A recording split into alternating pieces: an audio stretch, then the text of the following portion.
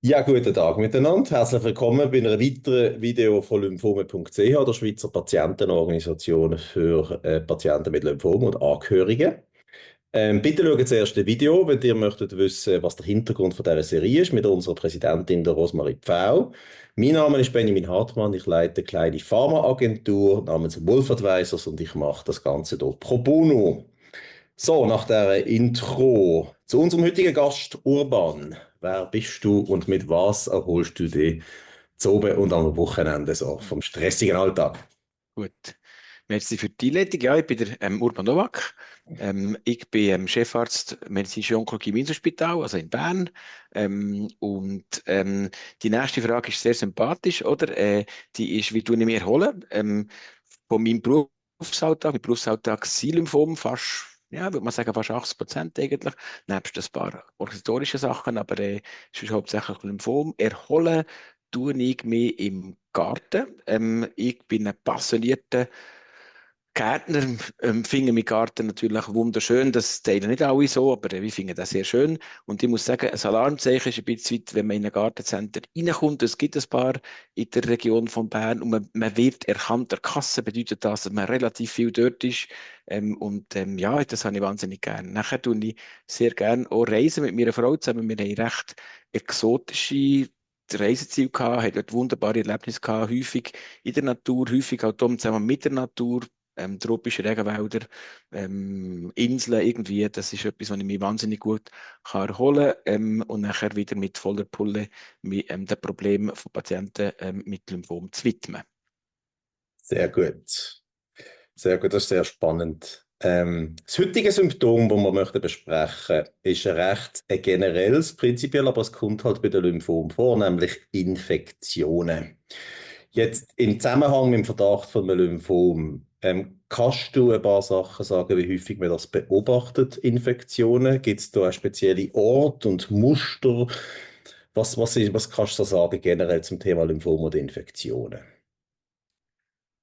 Das ist in der Tat das Witzgebiet. Fangen wir vielleicht mal an beim Patient oder bei der Patientin, wo man noch nicht weiß, dass sie das Lymphom hat. Der kann es ein Infekt oder eine Infektneigung durchaus am Schluss zu einer Lymphomdiagnose führen. Schlicht und einfach deswegen, weil Lymphom Teil sind vom Immunsystem selber und es gibt gewisse Lymphomerkrankungen, wo eine Infektneigung fast ein bisschen dazugehören. Wir machen ein Beispiel, die chronische lymphatische Leukämie, wo man kann subsumieren kann. Das ist eine Erkrankung, die sich sehr häufig durch Infekte kann zeigen beispielsweise. Es kann durchaus so sein, dass zum Beispiel, wenn ein Lymphom einen Abfluss behindert, sei jetzt das von Schleim im Prinzip von der Lunge oder auch in der Blase zum Beispiel oder in der Niere, dass wenn dort ein der Urinabfluss gestört ist, dass das am Schluss sich kann zeigen mit dem Infekt. Also eine Abklärung von einem Infekt, wo man nicht recht versteht, warum es jetzt da entstanden ist, kann durchaus zu einer Lymphomdiagnose führen.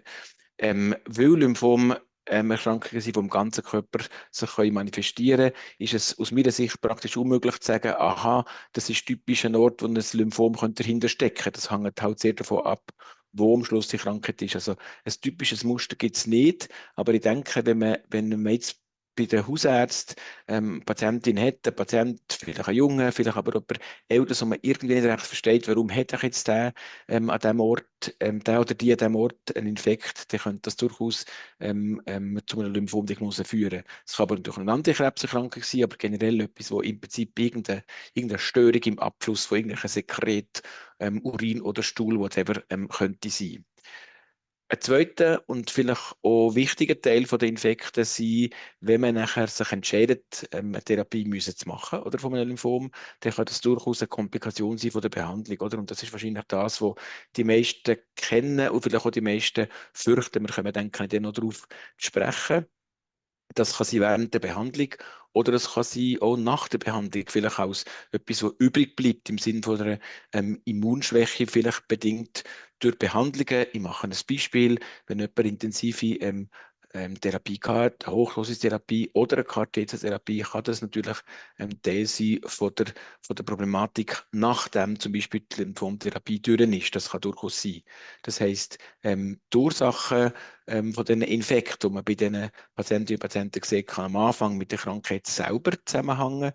Während der Therapie unter Umständen die Infekthäufigkeit durch das Lymphom selber zurückgehen. Es kann auch etwas anderes sein, wegen der Therapie, also eine Nebenwirkung wegen der Therapie.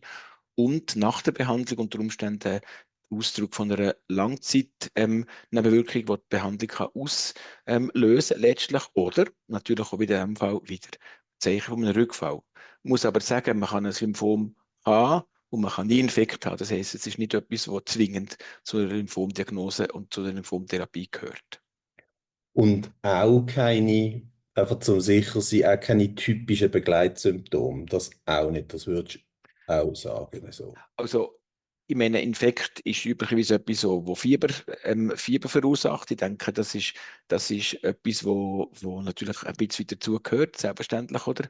Was einfach kann sein, ist, dass man, wie gesagt, das nicht kann erklären kann. Sei das jetzt, wenn jemand noch keine Lymphodiagnose hat, wenn jemand zum Beispiel eine Lymphodiagnose hat, eine Therapie hat, eine Chemotherapie hat, ist es häufiger so, dass das Fieber allein oder zum Beispiel tiefer Blutdruck oder jemand, der kaltschweißig ist, kann durchaus jemand Infektzeichen haben. Und man weiß nicht genau, wo der Infekt hockt. Also es ist am Schluss nachher etwas, wo einfach nur Fieber ist. Wenn man nachher die Abklärungen macht, findet man zum Beispiel einen Schatten auf der Lunge, also am Schluss eine Lungenentzündung und der Patient selber hat gar nicht gehustet. Das heißt, es kann sich durchaus anders manifestieren, als was man sonst so üblicherweise sieht bei jemandem, der kein Lymphom hat oder keine Lymphomtherapie erforderlich ist. Das kann durchaus sein.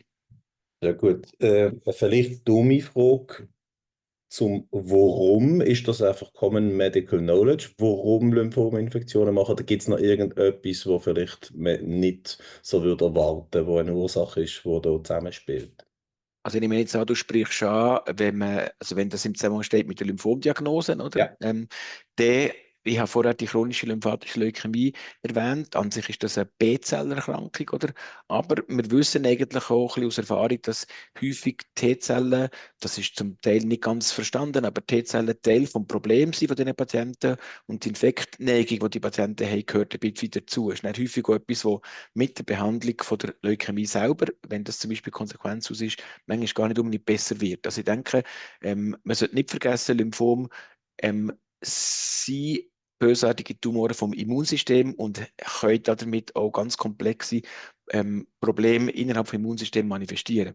Andere Beispiele sind transplantierte Patienten, wo zum Beispiel ein Herz bekommen oder wo eine Lunge bekommen haben oder eine Niere, oder, wo man im Prinzip das Immunsystem bremsen, damit sie die Organe überhaupt behalten können. Die haben dann häufig auch wieder Tumor und häufig auch wieder Infekte. Und wenn man den Infekt nicht erklären kann, häufig ein Lymphom dahinter stecken. Also das sind ganz komplexe Zusammenspiele zwischen dem Lymphom und dem Immunsystem selber. Und da gibt es natürlich alle möglichen Spielformen, die man sich vorstellen kann. Sehr gut, sehr gut. Nein, sehr spannend. Gehen wir jetzt einen Schritt weiter. Die Diagnose hat sich bestätigt. Ja. Jetzt im Zusammenhang mit den Infektionen, was sind so die Do's und Don'ts, die ein Hausarzt oder ein Hausarzt sollte wissen? Behandlung, die onkologische, wird im Zentrum oder im Onkologen sein, aber trotzdem ist der Patient ja wahrscheinlich noch beim Hausarzt. Was würdest du da sagen? Was sind die wichtigsten Sachen? Generell glaube ich, wenn man jetzt mal von der häufigsten Situation ausgeht, jemand braucht eine Chemotherapie, die tut halt die Abwehr schwächen, dann ist das etwas, was in der Regel Zeit braucht. Das heisst, man gibt Chemotherapie und dann ist das Immunsystem tief, eine Woche, 10 Tage später. Das heisst, bei so einer Person, die beispielsweise am Montag Chemotherapie bekommt und am Dienstag Fieber hat, ist es unwahrscheinlich, dass das die Ursache ist. Das kann irgendwie fast nicht sein, oder? Das ist zu früh. Das heisst, dort hat es vielleicht eine andere Ursache. Wir machen ein Beispiel. Es kann sein, dass der Katheter, wo man die Chemotherapie gibt, zum Beispiel entzündet ist. So. Aber rein so das, was ich vorher erwähnt habe, wo zum Beispiel das Immunsystem tief ist und man Blutwerte tief hat, das braucht einfach eine gewisse Zeit. Das heisst, es ist eine zeitliche Abfolge, oder? Wo natürlich nachher auch ein bisschen in Kenntnis von der Therapie, wo hoffentlich der Hausarzt weiss, was die Person bekommen hat, durch einen Brief zum Beispiel, oder durch ein Telefon, wo weiss. Das so fast das häufigste Telefon ist, wo nehme ich noch mal daran erinnern, als ich Dienst hatte, das ist übrigens jetzt immer noch so, ist, der Hausarzt wird beten, der Hausärztin wird beten, Blutwerte zu bestimmen, dass man ungefähr ein Bild bekommt, wie tief sind die Blutwerte, wie tief sind die Plättchen, häufig meistens eine Woche nach der Chemotherapie. Und nachher findet der Hausarzt eine sogenannte Leukopenie oder eine Aplasie, also man hat da gar keine Abwehrstoffe mehr. Der kommt meistens fragt, ja, muss ich jetzt den hospitalisieren oder muss ich mir jetzt etwas geben, um sich nach dem Arzt stimulieren? Oder dann ist die Antwort, nein, das müssen wir nicht unbedingt, weil wenn jemand keine Symptome hat, dann macht man nichts. Aber das Risiko ist halt da, dass die Person eine Fieber bekommt. Oder? Und nachher geht es darum, zu reagieren. Und zu reagieren, wenn ich noch ein bisschen weiter darf, ausführen, ist, dass man sich bewusst ist, dass die Zeit von der Infektanfälligkeit in diesem speziellen Fall relativ kurz ist und dass es aber auch dort darum geht, nicht irgendwie ähm, unnötigerweise das Bakterium, also sagen wir das Antibiotikum einzusetzen, außer es hat jemand Fieber. Und wenn, dann probiert man nach Möglichkeit herauszufinden, was für einen Erreger hat die Person. Wenn man einfach breit irgendein Antibiotikum gibt, dann generieren natürlich auch Resistenzen, was vielleicht jetzt im Augenblick nicht das Problem ist, aber in Zukunft das Problem könnte sein. Das heißt, das ist ganz wichtig, dass man probiert herauszufinden, welcher Käfer hätte das Fieber verursacht. Und das erfordert zum Beispiel Blutkultur, das erfordert eine Urinkultur, vielleicht Sachen, die nicht immer im Hausarzt zur Verfügung stehen. Und gerade vielleicht bei jungen Patienten, wo vielleicht auch krank sind, glaube ich, ist es vielleicht etwas, wo sicher ein Telefon erfordert zum Behandeln Onkologen oder ins Zentrum oder in die Praxis, die Onkologiepraxis, wo man das behandelt, um dort die richtigen Schritte zu machen. Das ist durch mir ganz etwas Wichtiges, wo sicherlich der häufigste Berührungspunkt ist, wo Hausärztinnen und Hausärzte Patientinnen und Patienten sehen. Es kommt natürlich auch ein bisschen darauf an, wo das die Person ist. Der Kanton Bern, wo ich arbeite, ist doch ein relativ grosser Kanton. Und das tut man sich dreimal überlegen, ob man zum Beispiel jemanden von Meiringen auf Bern lässt kommen, für irgendetwas zu machen. Sondern das ist sicher wichtig, dass man mit den Hausärzten, die die Leute gut kennen, Kontakt aufnimmt und schaut, was der beste Plan kann sein. Weil häufig ist der Notfall nicht unbedingt der beste Ort, oder manchmal nicht unbedingt der beste Ort, wo man die Leute herschickt, außer es ist einfach nicht anders möglich. Man muss auch ganz klar sehen, dass Infekte jetzt nicht im Zusammenhang mit der Lymphomdiagnose selber, sondern beispielsweise unter Chemotherapie mit Aplasie potenziell etwas ist, das lebensbedrohlich kann sein. Also wenn man dort nicht korrekt reagiert und sagt, oh, das ist ja schon gut, nimm doch ein bisschen Avogan, das kommt ja schon gut, dann kann das unter Umständen wirklich gefährlich sein. Und natürlich tun wir unsere Patienten informieren, dass das etwas lebensgefährlich ist, dass sie sich wirklich melden, und zwar Tag und Nacht, oder? So etwas kann natürlich auch Nacht sein. Es gibt natürlich auch Patientinnen, das kennen wir alle, die das nicht immer sagen, oh, das ist schon gut und so, ich will jetzt den Doktor nicht stören. Aber ich glaube, das muss auch bewusst sein, das ist potenziell lebensbedrohlich. Und wenn jemand einen tödlichen Verlauf hat unter der Behandlung, dann ist es meistens wegen Infekten, ganz klar. Oder? Das heisst, das ist nicht etwas, was nichts ist. Und darum, glaube ich, muss man das sehr ernst nehmen. Wir sind schon fast beim Schluss, ist sehr spannend. Gibt es Rückschlüsse auf die Prognose, wenn jetzt jemand schon von Anfang an sehr viele Infekte hat, oder ist das etwas, was man so nicht kann sagen?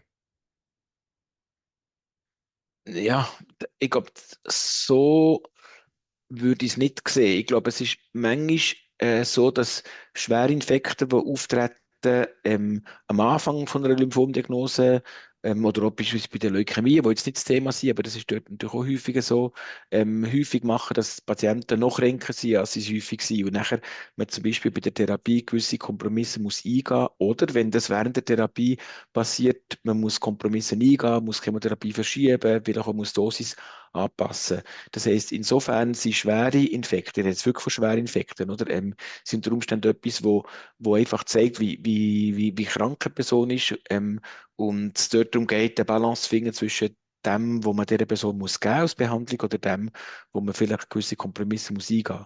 Per se, prognostisch ungünstig ist es nicht, aber es kann durchaus etwas komplizierend sein, wo man nachher eine Therapie statt ambulant, zum Beispiel im Spital muss geben, was man am Anfang nicht geplant hat, beispielsweise. Das kann schon sein, ja. So. Gibt es noch irgendetwas anderes im Zusammenhang von Infektionen und Lymphom mit dem Publikum Schweizer Hausarzt, wo du möchtest sagen, bevor wir dann als nächstes wieder dann bitte deine Take-Home-Messages sagen. Wir können es vielleicht auch kombinieren. Also ich glaube, wir haben den ganzen Bogen gespannt von der Diagnostik, oder? Wo vielleicht zu einer Lymphomdiagnose kann führen. Dort, das ist, auch wenn ich eben vor Hausarzt Vortrag gebe, das ist schon schwierig, oder? Ich glaube, es ist sicher nicht das Gleiche, wenn es eine junge Person ist, die entweder gesund ist und sonst nichts hat, oder eine ältere Person, die noch eine Zuckerkrankheit hat und nachher ein bisschen Fieber hat oder vielleicht noch sonst raucht und halt hustet wegen dem vielleicht. Das ist manchmal echt eine Kunst, ein bisschen herauszufinden, wo muss man so etwas denken. Ich glaube, wenn nachher mal eine Lymphomdiagnose steht und wenn zum Beispiel die Lymphomdiagnose zu einer Behandlung führt, das ist ja dann nicht immer eine Chemotherapie, es gibt ja auch andere Therapieformen, aber sagen wir es mal klassische Chemotherapie mit Aplasie, dann glaube ich, hat ein Infekt ganz eine andere Bedeutung. Ich habe ein bisschen probiert zu erklären, oder wie die zeitlichen Abfolgen ist. Vergessen nicht an Katheter, oder? Das ist sicher etwas, wo halt doch passieren, oder? So. Und häufig die Infekte während der Therapie, wo der Patient nicht bei uns ist, die Patientin, daheim sind, vielleicht sogar beim Hausarzt zur Kontrolle sind, auftreten. Das heisst, dort sind die Hausärzte häufig auch gefordert und wir müssen noch probieren, ins Boot zu holen, dass sie wissen, dass die Leute die Behandlungen haben. Das heisst, es ist eine Art Take-Home-Message, dass man dort in gutem Kontakt bleibt und den Patienten ermöglicht, eine Therapie zu bekommen, möglichst, wenn sie Komplikationen hat, gefahrenlos, sagen wir es mal so. Also Take-Home ist, Infekte potenziell gefährlich, ganz unterschiedlich, wenn sie auftreten, in welchem Zusammenhang und wenn sich jemand nicht wohlfühlt in der Behandlung oder nicht ganz genau weiß, wie, ich habe noch niemand unwirsch angegangen, wenn er mich wegen Infekten angerufen hat. Also ich glaube, das ist meine Aufgabe, da stehe ich da für Informationen. Ich wäre auch froh, wenn die Leute sehen, die Hausärzte ihre Grenzen, also wenn sie das nicht können behandeln, sollen sie es doch lieber sagen. Ich habe es auch erwähnt mit der Abklärung, dass man probiert, Käfer zu identifizieren und Resistenzen zu vermeiden. Also ich glaube, dann kommt das gut. Super, vielen Dank, sehr klar, all deine Worte. Und danke dir, lieber Norbert, für deine Worte. Und danke dem Publikum fürs Interesse. Anregungen und Feedback könnt ihr gerne schicken an dann die E-Mail-Adressen, die eingeblendet sind. Und damit, denke ich, schließen wir die Episode heute. Wiedersehen miteinander. Merci.